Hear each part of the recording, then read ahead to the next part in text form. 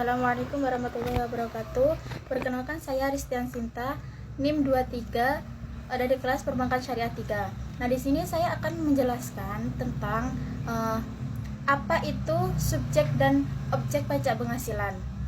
Nah, terlebih dahulu saya akan menjelaskan apa itu definisi dari pajak penghasilan atau disebut dengan PPh, yaitu pajak yang dibebankan pada penghasilan perorangan, perusahaan atau badan hukum lainnya atas penghasilan yang diterima atau diperoleh selama tahun pajak.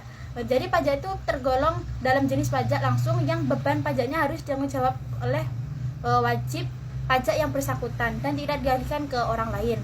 Nah, dalam Undang-Undang Nomor 36 Tahun 2008 tentang pajak penghasilan pasal 1 menyatakan bahwa pajak perusahaan adalah pajak yang dikenakan terhadap subjek pajak atas penghasilan yang diterima atau diperolehnya dalam tahun pajak. Nah, subjek pajak penghasilan ini yaitu segala sesuatu yang memiliki potensi untuk memperoleh penghasilan dan menjadi sasaran untuk dikenakan pajak penghasilan.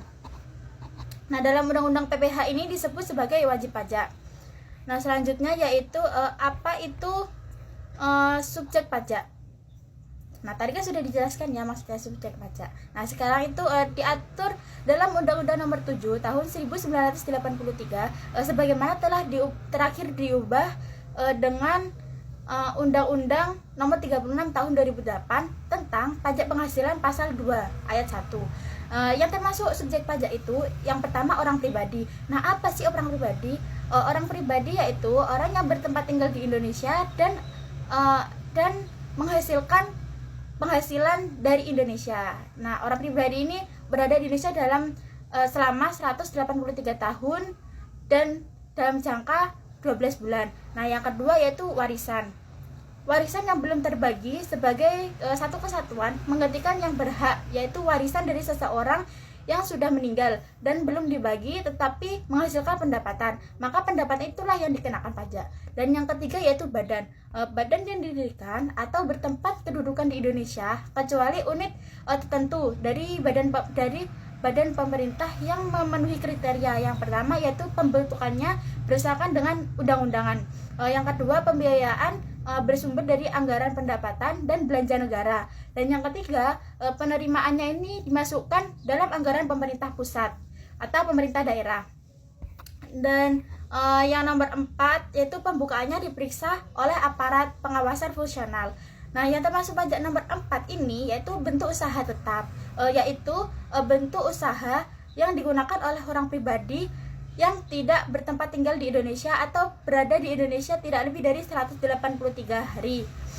Nah, yang tidak termasuk subjek pajak penghasilan yang pertama yaitu Badan Perwakilan Negara Asing, dan yang kedua yaitu pejabat perwakilan diplomatik dan konsulat atau pejabat lain dari negara asing dan orang-orang yang diperbantukan kepada mereka yang bekerja dan bertempat tinggal di Indonesia, bertempat tinggal bersama-sama. Nah, dengan syaratnya itu bukan warga negara Indonesia.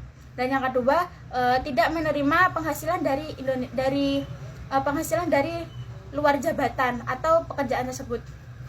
Dan yang ketiga negara yang bersangkutan memberikan perlakuan timbal balik.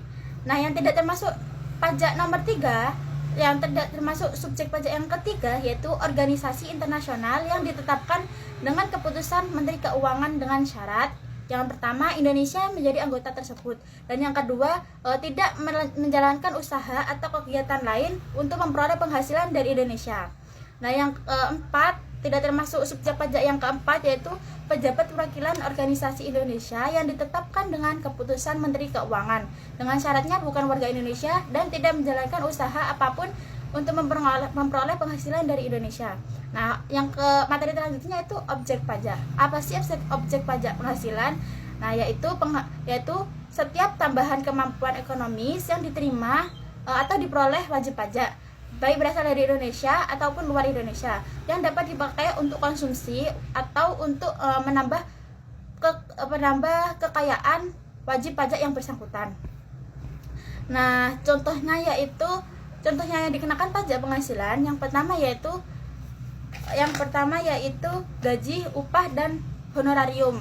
Nah, ini maksudnya penggantian atau imbalan yang dikenakan dengan pekerjaan atau jasa yang diterima atau diperoleh termasuk gaji, ya upah dan komisi itu.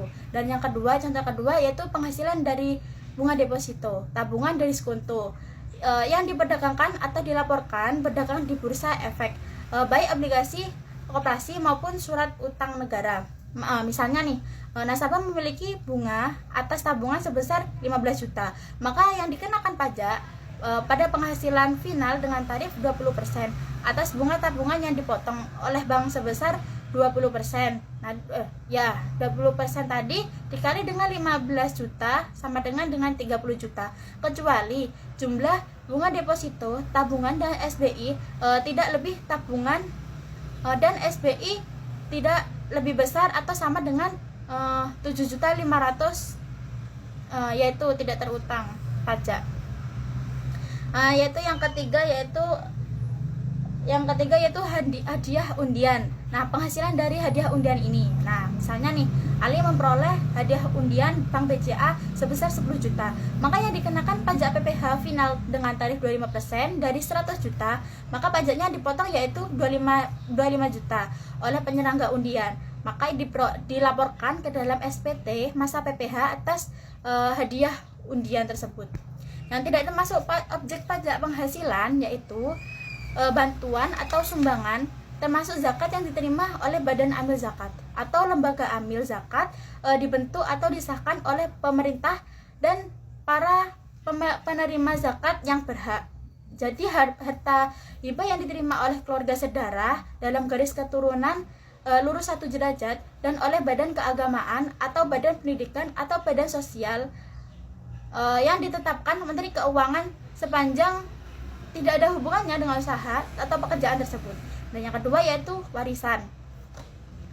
Dan yang ketiga yaitu harta termasuk setoran tunai yang diterima oleh badan sebagaimana dimaksud pada pasal 2 ayat 1 dengan PPh tahun 2000 sebagai pengganti penyertaan modal.